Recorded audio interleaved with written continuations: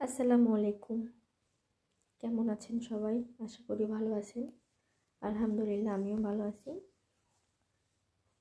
আজকে আমি পাঙ্গাস মাছ দিয়ে সিম ঝোল করব আর টমেটো ডাল করব।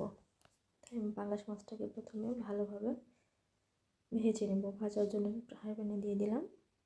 অপর পাশে আমি কড়াইয়ে পেঁয়াজ, গুঁড়া মরিচ, কাঁচামরিচ, আদা রসুন বাটা সব কিছু দিয়ে ভালোভাবে কষায় নেব। এভাবে খুব সুন্দর করে কষায় নেব। আর অপর পাশে আমি মাছটাকে ভালোভাবে ভেজে নেব। এখন হচ্ছে শীতের সময়, তাই প্রতিদিন প্রায় সিমটা রান্না করেই থাকি। সিমটা খাইতে খুব ভালো লাগে। আমার মাছটা ভাজা হয়ে গেছে।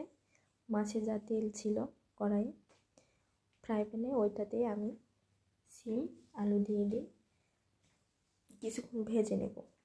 হালকা ভেজে নেওয়ার পর এই ভাজা সিমটা আমি কষানো ঝোলে দিয়ে দেব। হালকা ভেজে নিলে সিমের স্বাদটাও একটু ভালো হয় আর ফ্রাই প্যানের তেলটাও সিমের সঙ্গে উঠে আসে। কিন্তু আমার এদিকে মশলাটা কষানো হয়ে গেছে, ওটাতে আমি সিমটা ঢেলে দেব। সিমটা ঢেলে দেওয়ার পর এভাবে সিম সহ মশলাটাকে কিছুক্ষণ কষায় নেব। আর আজকে আমি টমেটো ডাল রান্না করব, আমার পছন্দের একটি খাবার।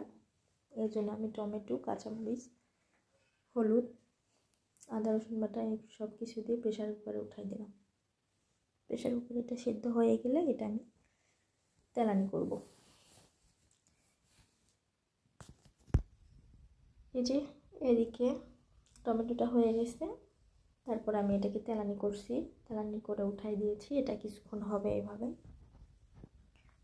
ওদিকে সিমেও মাছটা দিয়ে দিয়েছি। তরকারি প্রায় অনেকটা হয়ে এসেছে।